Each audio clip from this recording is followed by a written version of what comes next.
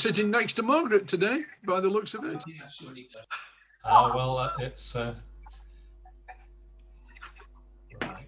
Let me share my screen. On my screen, Tony. Did you mean me? Yeah. Yeah, on my screen. Oh, but you're not though. It's really weird.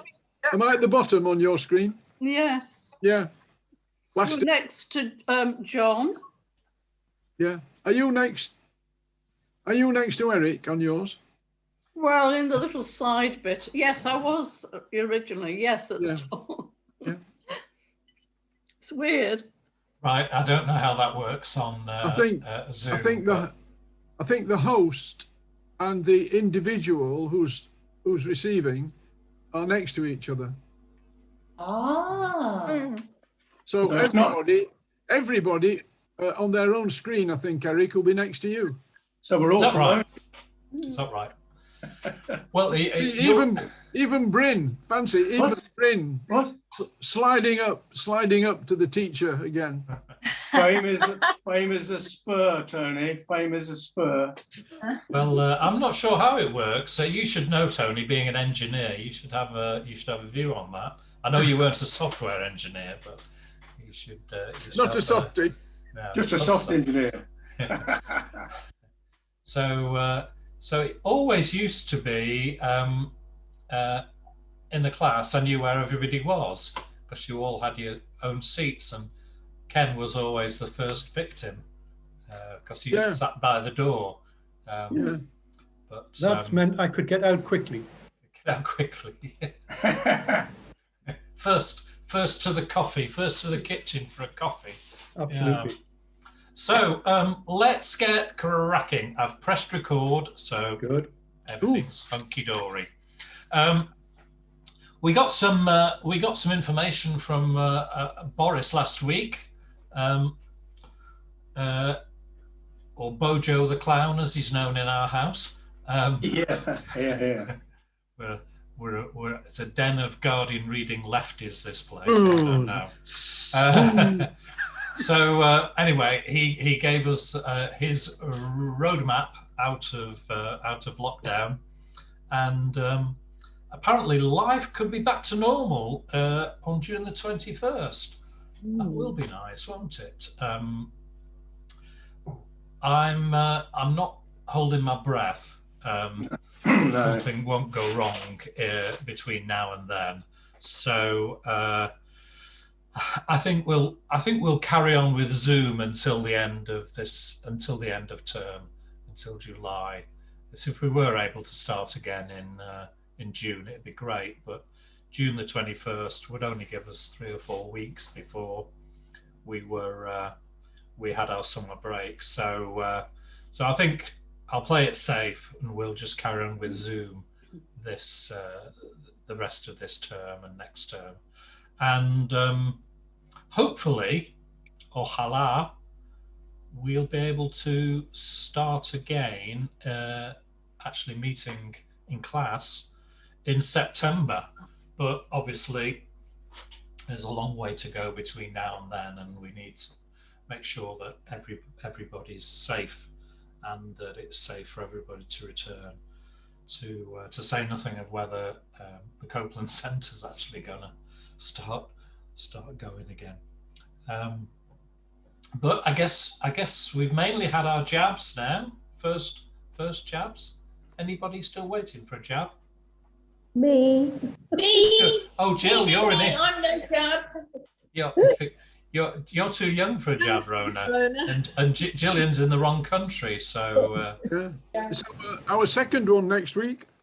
Oh, lucky you! Wow. You must be very old, Tony. Yeah, we had our first on the 30th of December. Yeah. You'll be bulletproof, Tony. That'll be. Hopefully. That'll be good. Yeah. Okay, let's get cracking. ¿Qué tenemos esta semana? Well, I've started this new thing. I think it's good for us to listen to what people are saying in Spanish and to try to understand spoken Spanish. It's the thing that I find most difficult when I'm talking to a Spaniard. I was talking to somebody from Ecuador on Zoom this week, and I had to say, please slow down. Can you speak more slowly? And she said, I am speaking slowly. Yeah,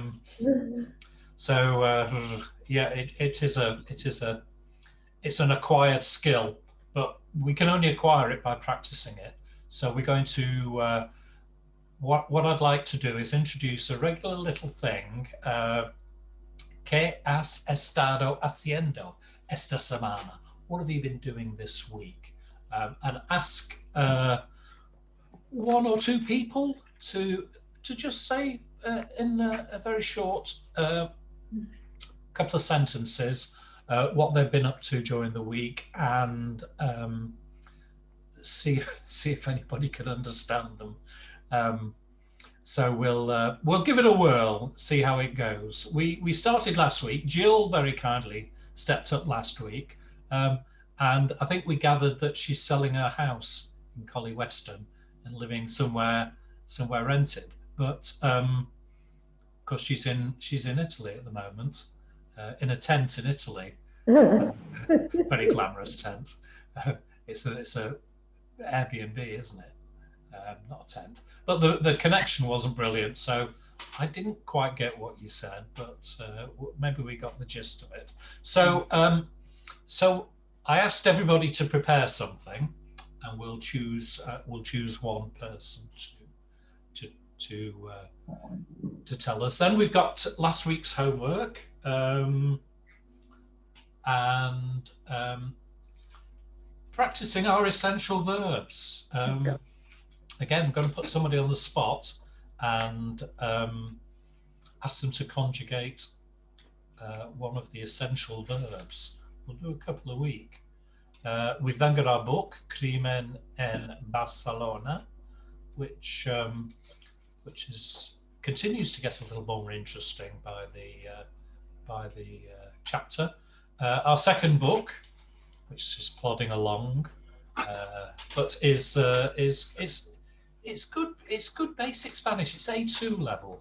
I think most of us are probably around A2 level, and so we should be able to read that pretty well without reference to the dictionary too. We'll come across the odd word we don't know or unfamiliar phrase, but it's good for reinforcing those phrases and getting them in your head. So that's good. And then next week's homework. Did I press record? Yes, I did. Stop nagging me. Okay. Eric, I can't see your screen. You can't see the shared screen. Hmm. All right. Anybody else having trouble with that? No. Can everybody else see the PowerPoint? No. I don't know, Jill. She needs to switch it on, Eric. She has to switch it on her computer. At the top there'll be a matrix. Okay. What to say? Your screen sharing? Well, it's a different type of format. It shows a lots of little squares. Right. Show grid. Oh dear. Oh, okay. I've got it now. Oh, okay. Brilliant. Yay. Sorry. Thank you, Ken. Well done. I don't know what. You got to press something that worked. So that was the thing. So, ¿qué has estado haciendo esta semana? ¿Quién quiere contarnos sobre su semana?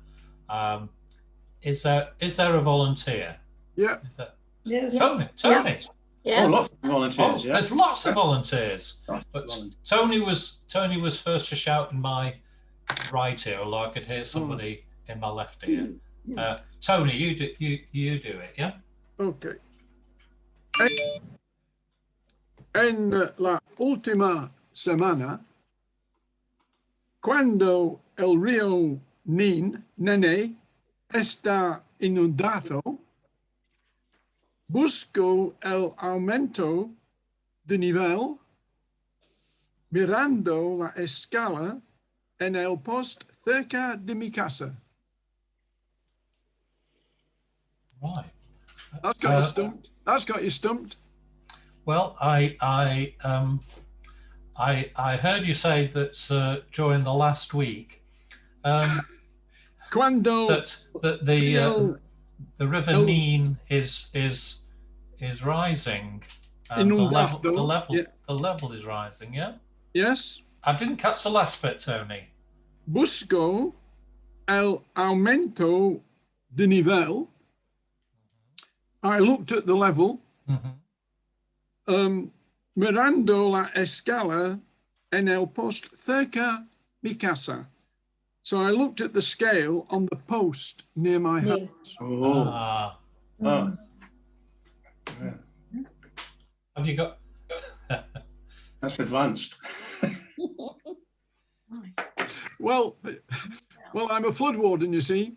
So I keep an eye on the level, on the river level, to see if it's getting up to a critical point.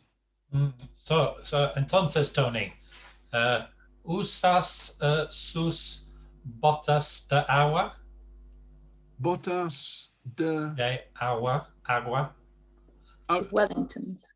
Oh, yes. Are you wearing your Wellingtons? oh. No, clearly you're not.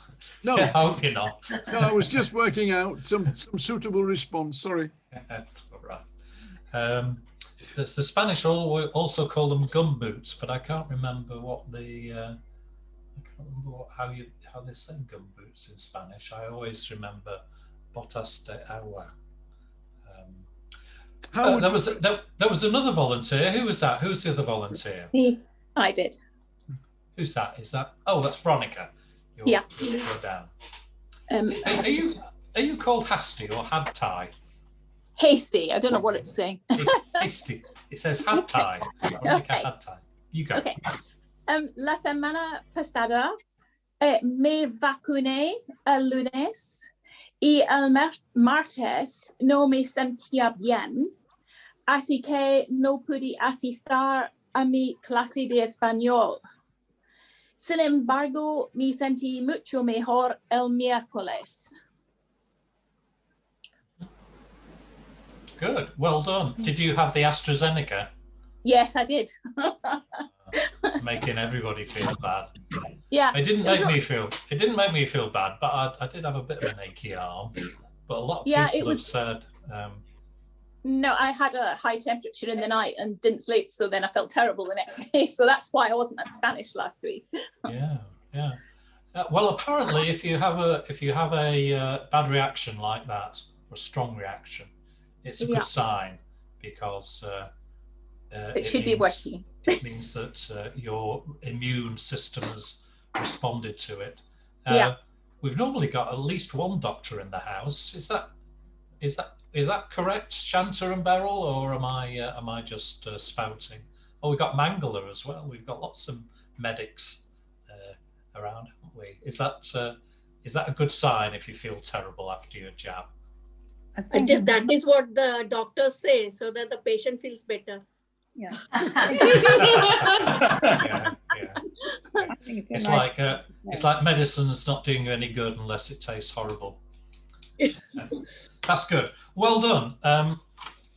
That was good. So let's. We don't want to do too long. It's good to leave a couple of people disappointed. So we'll carry on with the lesson. I've got a strict time scale to meet. Otherwise, we're never going to finish on time. I'll send you mine. Except that I think mine's a bit out of date, because I said the climate's been warm and sunny, and it ain't warm and sunny today, and it wasn't yesterday either. So I'll have to revise that. Okay, so la tarea de la semana pasada. La semana pasada, Bryn tenía algunas preguntas sobre la palabra venga, venga. And I wasn't able to answer properly. Entonces le pregunté a Lucia y ella dijo. So this is Lucy's definitive guide to venga and related subjects. So as we were saying, and I hope Bryn's paying attention. Yes, yes. CC. So we did talk about ben, the imperative, the to imperative, which means come. So I say to my dog, ven acá, and she's gone deaf now, so she doesn't hear Spanish, English, or anything. She just sleeps. She's asleep in a basket, and if the postman comes to the door, she won't even hear him. He's getting away with murder these days. So we have then, the imperative. Venga is also the usted form in the imperative. And again, it means come. So if I wanted to address my dog in the formal, I could say, venga acá. You can say, Lucy says that we say, ya vengo. Also, ya regreso, which means I'll be right back. So, ya vengo, I'll be right back. It's a useful phrase, maybe. Or ya regreso. She says that the Spanish are famous for saying venga, venga, in the present, which in the present subjunctive means come on. She says the Spanish use it as an exclamation, and they use it a lot, which sort of mirrors Bryn's experience of Spanish mums in his village. And Lucy says that they repeat the phrase when they're trying to do a comedy Spanish accent, which the thought of an Ecuadorian doing a comedy Spanish accent, I don't know. Anyway, there we go. That's pretty much it, Bryn. Venga, yeah. Come on. Ya vengo, I'll be right back. And if you want to tell somebody to come, ven or venga, depending whether you're addressing them in the formal or the informal. I did say something inaccurate, as I usually do. When I said to my neighbours, said, disbelief, you know, you won the lottery, come on, come on. It was venga ya. Come venga on. Ya. Venga ya. Okay. Sounds like somebody from Star Trek. Yeah. So that means come on as yeah, you've won the lottery. Don't venga ya. Don't take the mickey, yeah. Come on. Okay. Venga ya. Good. Excellent. So how did everybody get along with the did people try the audio blog last week with Ascuas, wasn't it? Yes. Ascuas? Yeah. Yes. Which means ashes, I think. Ascuas. There were I thought there were some good Spanish sayings. I'd heard of one about the shrimp that doesn't swim being carried away, but it brought to mind one that I've heard in Latin America, which is a bit rude. I don't know whether I should be telling you, but I have done anyway. Un hombre que sale para demasiado tiempo en el lago se tendrá un pez en el culo, which means the man who stands too long in a lake will get a fish up his bum, which sort of mirrors the shrimp not swimming and getting carried away by the current. So, in a similar theme, but I've no idea where you'd use that, where you would have cause to utter that profound statement. So I thought it's good because it's listening again. So great. The only thing I did think was that the lady, can't remember her name now. Marina. Marina. Marina, that's right. Yeah, she did speak really quickly. Yeah. And on YouTube, there's a facility to slow it down. So if I'm finding it a little bit hard to follow in YouTube, I can slow it down to 75%, and it doesn't distort the speech, but it does slow it down, and I find that much easier to hear and understand. And Marina had says something, but then the chap sort of translates it. So after a minute or two, I just got lazy and didn't listen to Marina. I just waited for him to tell me what was happening. So it was from that point of view, it didn't work particularly well for me, but I think it's got some good stuff in there, and there's also additional sheets which you may have to pay for. Is that right, Maggie? Or I think so. Yes, they sell sort of courses that you can buy, but there is I believe there is a website that has, you know, stuff on it that you can use to practice that you don't have to pay for. Right. Okay. So yeah. So that's good. So I think you know, definitely add it to the list of resources that we might use. I'll have another listen to it in a week or two, just to see if there's anything on there that I can understand. Okay, so we're going to have some verb practice now. Who did the verbs last week? Maggie I did. Who was it? And Suzanne. Suzanne's not here today. She's not feeling too good. Hopefully she's not been coughed on in Sainsbury's. But we'll go down the list, and the next verb was tener. So how are you on tener, Bryn? I'll go. Yeah. Tango. Tienes. Yeah. Tiene. Tien. Vemos. Yeah. Tien vemos. Tienes. Tiene yan. Tiene nan. Tienen nan. You've got too many nans in there. So I think what can we give Bryn for that? 50%, do you think? I'll have a go at the pressure right, if you like. Oh gosh.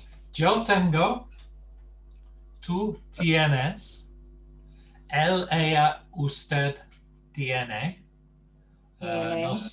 nosotros tenemos. It's one of these stem changes that you know. So you've got the stem changing, you know, for three, but not the rest. So yeah, the tiene a bit confused.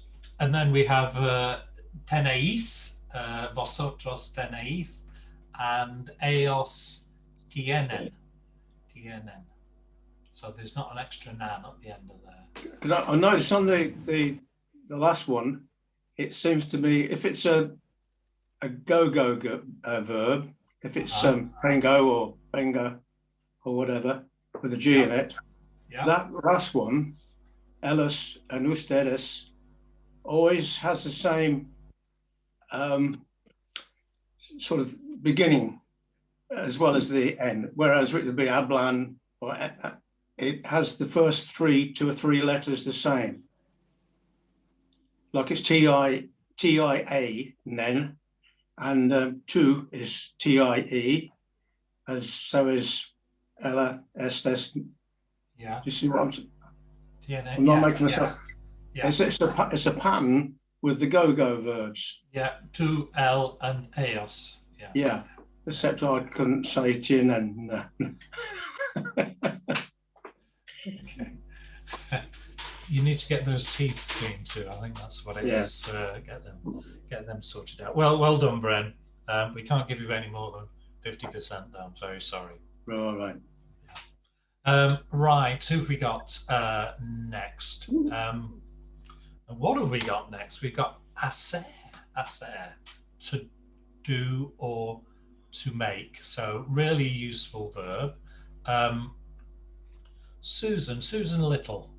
Yes, I'm hiding here. You're hiding. No, you're not. You're in full view. You should. Yo hago. Yeah. Yo hago. Tú haces. Él hace. Nosotros hacemos. Vosotros hacéis. Ellos hacen. Hacen. Muy bien. Muy bien. Definite high 90s, if not 100 there. Yeah. I thought I detected a hint of an H in some of them. Yes. Yeah. So we need to be a bit more hace. Yeah. What a language Spanish is, eh? But stick letters in there and don't use them. I don't know. As if we'd do anything like that. So well done. Let's just bring that up. So we'll go through a couple more next week. We've got 19. We had 19 to do. We've done 4, so we've got another 15 to do. But then 1, 2, 3, 4, 5, 6, 7, 8, 9, 10. Another 10 was suggested by class members as being essential. So we've got another 25 to do. And once we've finished in the present indicative, I think we'll start the preterite, and then maybe the imperfect. So this will keep us going for weeks and weeks and weeks. Just think. Right, Eric, before you go on, yes, on the preterite, I remember you saying, I think, that on the Vosotros, you didn't bother to remember that because it got a bit too involved. I tend to the people I speak to most in Spanish, apart from this class and the basic class, are Latin Americans, and in Latin America they've taken the very sensible decision, in my view, not to bother with the vosotros conjugation. They just ignore that, and they use the eos. So there isn't a you plural informal conjugation. They just use the you plural formal conjugation. So I can't ignore it completely, unfortunately, but No. I tend not to work as hard at it as I might others, and I don't hear it so often either. So it tends not to stick. But anyway, that's my excuse. The thing is that where we go to Spain, Bryn, actually they do use it. Yeah. They use it. They use it in Spain. Yeah. And I think it's used throughout Spain. It's used in Mexico, but if you get south of Mexico, as soon as you get into Colombia, they can't be bothered. They just forget about it. And Ecuador and Peru don't worry about it. But there are big differences in Spanish throughout Latin America. So it's a particular thing. I'm not saying don't bother to learn it, but I'm saying that I struggle to remember it and don't use it that often. Right. Okay. Let's have a look at our book then. We've been doing Crimen in Barcelona, and we were on where did we start? We're on chapter. Are we on chapter 31? Yeah. Yeah, up to chapter 31, aren't we? So chapters 31 and 32. So let's have a crack at that. We discovered that Aldo is a good practicing Catholic, and like a good practicing Catholic, he's praying for vengeance on his enemies. So we'll see what happens to Enrique if Aldo's prayers are answered. I wouldn't like to be in issues, that's for sure.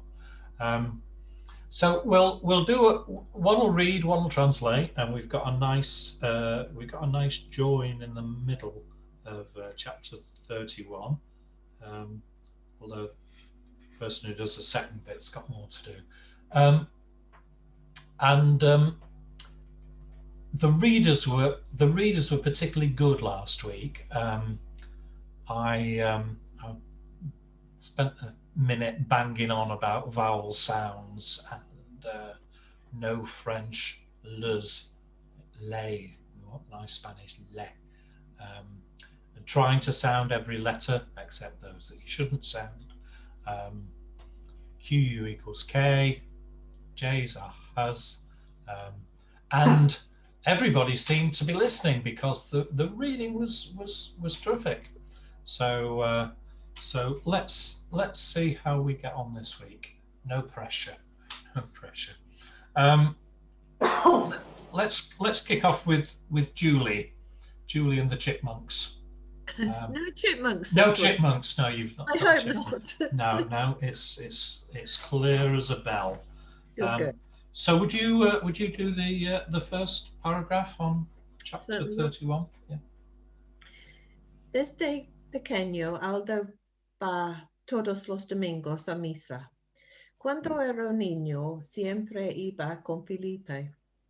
El mayor deseo de Felipe era que su hijo tuviera la misma fe católica que él. Todos los días por la noche rezaban juntos. Lina a veces iba a la iglesia, pero nunca rezaba. Pedían por la salud y la prosperidad de toda la familia. Cerraban los ojos y rezaban durante unos 10 o 15 minutos. Good, excellent. Thank you very much, Julie. Perfect. Lorna, would you be able to translate, please? Is that okay? I should have given you a bit of warning, but sprung that one on you.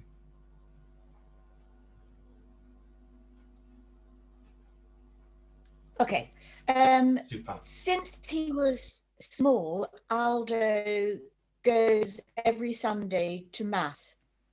When he was small, he always went with Felipe. The biggest wish of Felipe was that his son would have the same Catholic faith as him.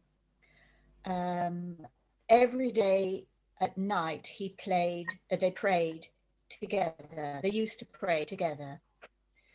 Lena sometimes went to church, but never prayed. They asked for health and prosperity for the whole family.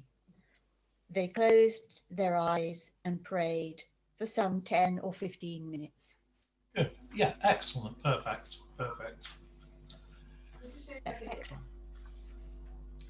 So let's choose our next two. The next two down the line are Sue Gockel and Jane Lilly. So Sue, would you read? And you've got the bulk of the chapter to read. You drew the short straw, and Jane, if you translate afterwards, that would be great. Thank you very much. Un día Felipe le dijo a su hijo: "Si te portas bien, puede decirlo. Cualquier cosa a Dios. Él siempre te escuchará. A veces no tendrá una respuesta rápida, pero si tiene paciencia, siempre tendrás tu respuesta. Para eso debe ser buena persona. No debe mentir ni hacer cosas malas. Aldo aún se acuerda de ese día. Ahora que su padre no está, Aldo sigue rezando todos los días. Y todos los días le pide a Dios que se haga justicia. Le pide que los ayude a encontrar al culpable de la muerte de su padre. Después de rezar, mira al cielo y le dice a su padre: te prometo que encontraremos al culpable. Te lo prometo. Oh yeah, thank you, Sue. Thank you. There was you've got a bit of a blank with the I know, pronoun te, te, Te. te, te, not t, te, te, just a te. And able sounds are a bit of a nightmare, aren't they? Culpable, culpable, culpable. It's yeah, it's just culpable. Yeah. Yeah, Culpable. yeah. Culpable. It's a funny way of getting your tongue around it. It certainly is. So, but well done. That was good. Jane, are you? Yeah, sure. One day, Felipe said to his son, "If you behave well, you can ask God for anything. He always listens. Sometimes he doesn't respond quickly, but if you are patient, you will always have your answer. You must always be a good person. Don't lie and do bad things." Aldo still remembers this to this day. Now his father is no more, Aldo still prays every day. And every day he asks for God to do justice. He asks that he will help them to find those culpable for the murder of his father. Later, after praying, he looks to the sky and says to his father, "I promise you we will find those culpable. I promise you." Yep, good. Sends a chill down your spine, doesn't it, that? No, it doesn't. Actually, time-wise, I've either not put enough content into this lesson because it's 10 past, so we've probably got time to read the other chapter if you'd like to. Shall we do that? Yeah. Bit more reading experience. So we've got Ken and Beryl. So Lorna's already. You have already done something, haven't you, Lorna? You just yeah. Yes. Yes, of course you did. Yeah. How could I forget? So Ken, would you be able to read the first paragraph, and Beryl, would you be able to translate? Thank you very much. So, don't take it too fast. Take it nice and steady. Let's think about the pronunciation. El fin de semana, Ana y Miguel pasan varias horas buscando información. Son decimados papeles, dice Miguel.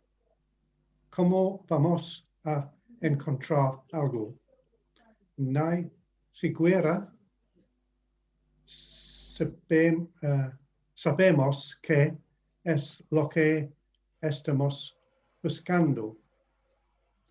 Ana tenta animalo y le pide que tenga paciencia. Paciencia? Yeah. Paciencia. Paciencia. La casa. It's a cia at the end, Ken. I'm being picky here. Paciencia. Paciencia. Sí, sí. Sí. Muy bien. Okay. La casa de Miguel es un desorden total. Hello. Hay papeles Oh, hello, dear. por todas partes. Queja, entras, llegas de facturas, recibos y otras papeles comerciales de airlines. Pero no hay una sola pista sobre la muerte de Felipe. Muy bien. Thank you, Ken. That's good. That's good. I just want you to look at the word ni. It's not nigh. Don't forget that I sound. Yeah, that I vowel sound in Spanish is I. Ni. Yeah, Okay. Ni. And a Q and a U are a K. So okay. Siquiera. Yeah, siquiera. It's we're so used to reading quiz in English. Siquiera. So ni siquiera. Ni siquiera. Good, excellent. Beryl, are you poised? At the weekend, Anna and Miguel are spending hours looking for information. There are too many papers, says Miguel. How are we going to find anything? We don't even know what it is that we're looking for. Anna tries to cheer him up and tells him to have patience. Miguel's house is in a complete disorder, or it's a complete tip. There are papers everywhere. There are whole boxes full of bills, receipts, and other commercial papers of the Aleares Airlines, but not a single clue about the death of Philip. Good, excellent. We've got that word pista for clue, which of course is now cropping up in our other book. They're looking for pistas as well, aren't they? Which is a strange coincidence. Okay, next two people on my list are Apple and Pamela, but that's John, of course, on his wife's computer again. So Apple, would you be able to read to the end, and John, would you be okay to translate? Certainly, Eric, yeah. Yeah, okay. Gracias. El domingo a las 9:30. No, 9:30. 9. Aún siguen buscando. Como tenían hambre, pidieron comida por delivery. Después de comer, Miguel le dijo a Ana, creo que es suficiente por hoy. Solo un rato más, media hora más. Estoy muy cansado. Yo también, pero siento que estamos cerca de algo. Ok, pero solo media hora más. 10 minutos más tarde, Ana encontró la primera pista. Una caja con recetas de medicamentos psiquiátricos y varias cajas de pastillas. Muy bien. Yeah, John, when you're ready. On Sunday evening at 9:30, they are still searching. As they were hungry, they asked for a food delivery, and after eating it, Miguel said to Anna, "I think that is enough for today. Only a while more, half an hour more. I'm very tired." "Me too, but I feel that we are close to something." "Okay, but only half an hour more." 10 minutes later, Anna found the first clue. A box with receipts for medicines. Psychiatric, I wasn't sure, psychiatric something, and several boxes of tablets. Yeah, I think psychiatric medication is the... right, psychiatric medication, right. And various boxes of pills as well. Yeah, excellent, good, good. So we've got another 2 chapters to do this this coming week, and hopefully those 2 useless investigators can stop making eyes at each other and start solving the crime. I thought there were a few interesting words in this week. Fe catholica, Catholic faith. Interesting that religious faiths like languages and nationalities don't get a capital letter in Spanish. So Muslims, Musulman, Buddhista, Hindu, small h, and Christians, Cristiano. So no capitals for religions. We wouldn't dream of not giving them a capital letter, would we? But in Spain, it's not the form. In Spanish, not the form. Rezar is to pray. I pray rezo. And bizarrely, it's one of those things. It's like a pista, clue, that popped up in the other book. I saw the verb rezar and had to look that up. Oh, to pray, right? And then 2 days later, 3 days later, in conversation, it came up. I was talking with Lucy's mum about COVID, and she used the word rezar, and she used the verb rezar, and blimey, it didn't. I had to ask her what it was, stupidly. I had to ask her what it meant, and then when she told me, of course it was in the book. So I felt quite grumpy that I hadn't remembered it. So Felipe taught Aldo to be a good Catholic, and now every day he prays for revenge. So he's definitely an eye for an eye branch of the church, not the turn the other cheek. Buscando pista we've done. Buscando información, searching for information.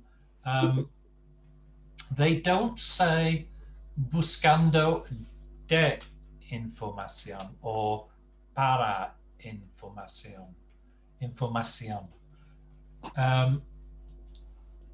Buscando means to search for, so you don't need a preposition in between. And I liked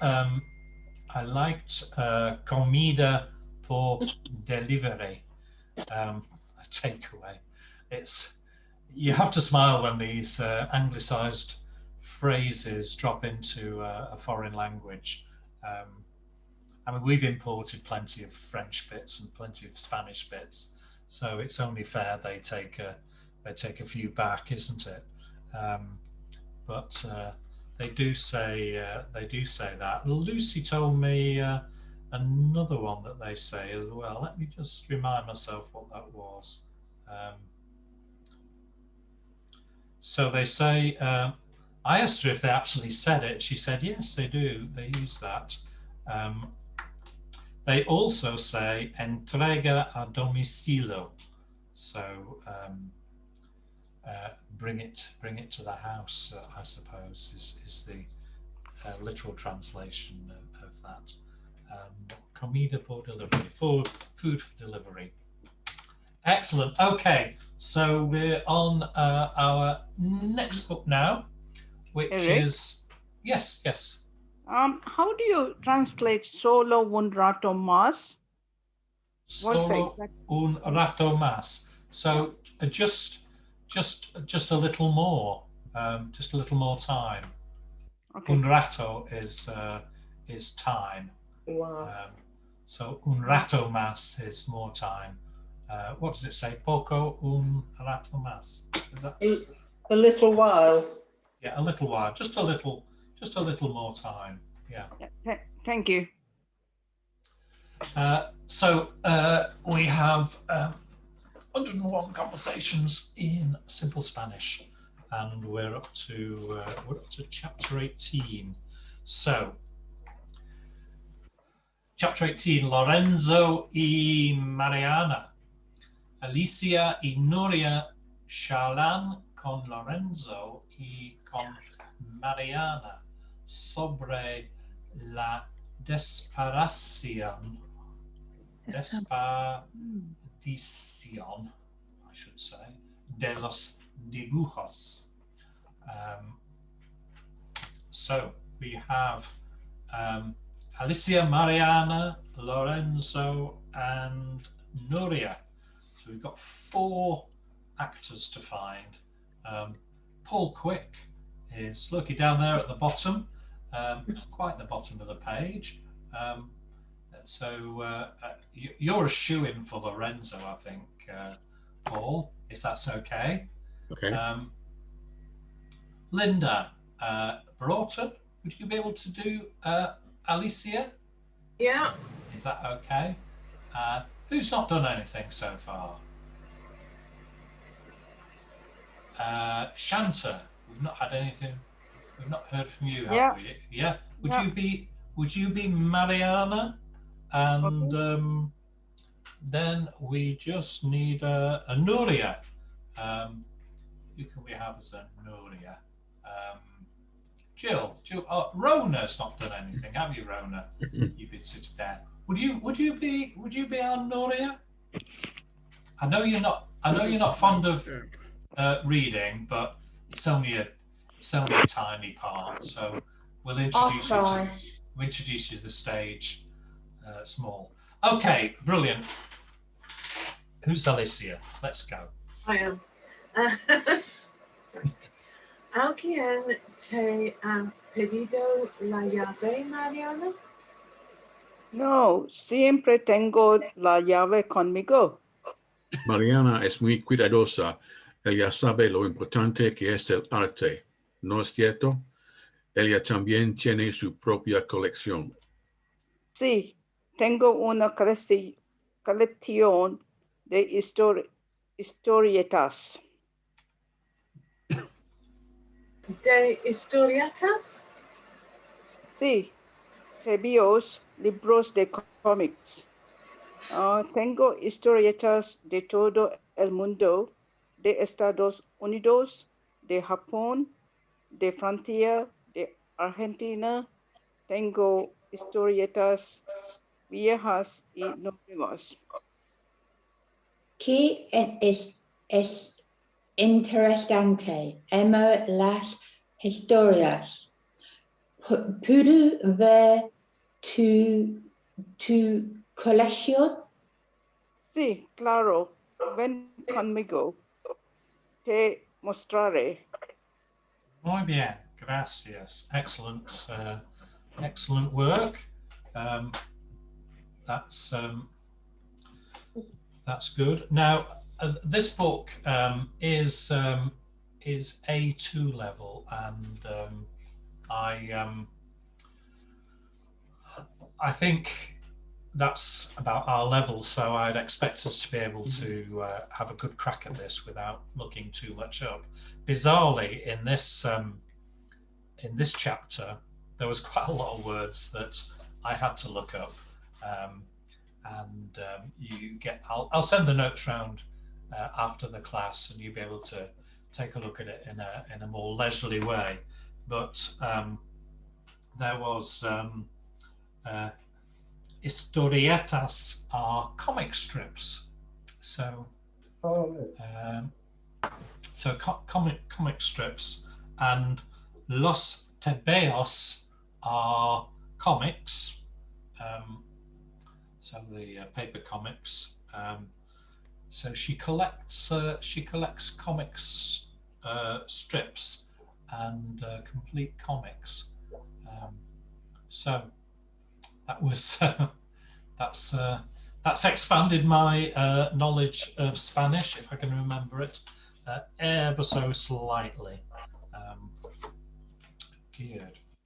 And I'll send this round, and I'll also going to let's talk about homework then while we're on it. Homework, next 2 chapters of Crimen en Barcelona. Also, I'm going to send an exercise round. Now, it might seem quite easy, but I don't think it's as easy as you might think at first glance. So there's something to ponder. Also, I'll send round the lesson notes for this week, and don't forget, for next week we're going to be talking about our week again, telling just a little. It's not quite show and tell; it's just tell a little bit about our week, and we'll keep plugging away at those essential verbs. So let's try to have a crack at swatting up on those. We'll just stick to the present indicative for the time being, and then we'll move on to other tenses. Okay, excellent. Thank you very much, everybody. Let me just stop screen sharing if it'll allow me. It doesn't want to stop screen sharing. There we go. That's it. Thanks ever so much, everybody. Thank you. Are there any questions about Gracias. any questions about today's class? Any? Gracias. No. Nope. Bryn, no questions. I got a real curly ball this morning. We were talking about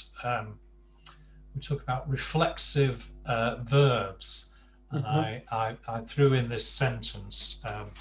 What was it? Reflexive verb, and